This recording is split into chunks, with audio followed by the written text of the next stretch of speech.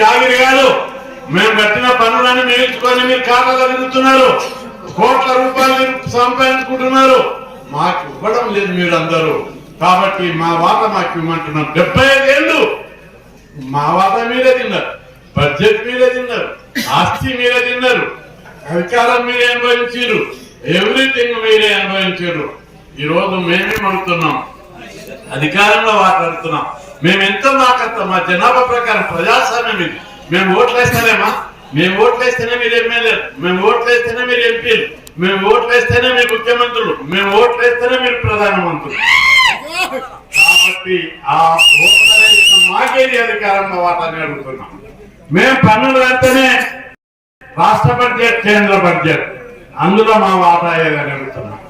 మేము కష్టపడి సంపాదిస్తేనే సంపద సృష్టి అవుతుంది.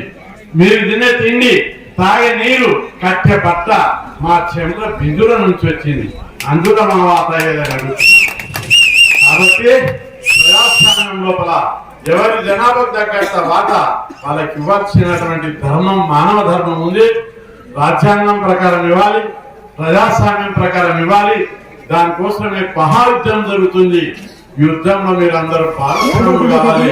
తప్పనిసరి పార్లమెంట్ లో బీసీ బిల్లును ఈ 3 పెట్టించి చరిత్ర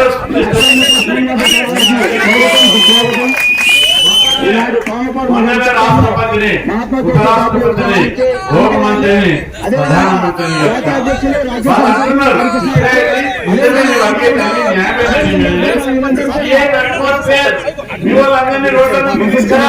ఉద్యమాలు చేయాలి. కాబట్టి మీరందరూ ఉద్యమాలు చేయాలి. మన అమ్మాయినా అడగండి, అన్నం పెట్టదు. అదే విధంగా చాలా మంది చెప్పారు మాకు ప్రొటెక్షన్ కావాలి. బీసీ సంఘం మీ పక్షానుంది.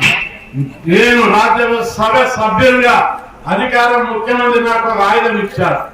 దాన్ని మీ యొక్క సంక్షేమానికి, మీ యొక్క రక్షణకు మీ మీద ఈయవాలని అని చెప్పి ఈ సందర్భంగా మీరు ఎవ్వరికి భయపడాల్సిన అవసరం లేదు.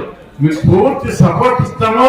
మీరందరూ కూడా స్వేచ్ఛగా మీ పిల్లలు చదివేయాలి, మీరు వ్యాపారం చేయాలి, వ్యవసాయం చేయాలి, మీరంతా సంపాదించుకోవాలి, మీరు అభివృద్ధి చెందాలని నేను మనసారా కోరుకుంటున్నానని చెప్పి మీ అందరికి మనవి చేస్తూ, తప్పనిసరి తొందరలో పైన నియోజకవర్గంలో ఇంకొక మీటింగ్ వెళ్తా. ఆ రోజు మీరందరూ రావాలి.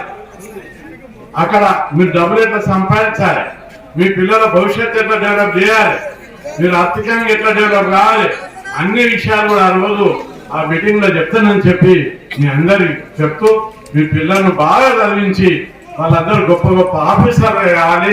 మీరు బాగా డబ్బు సంపాదించి, ఆస్తులు సంపాదించి అభివృద్ధి చెందాలని ఆ భగవంతుని ప్రార్థిస్తూ సెలవు ఇస్తాం.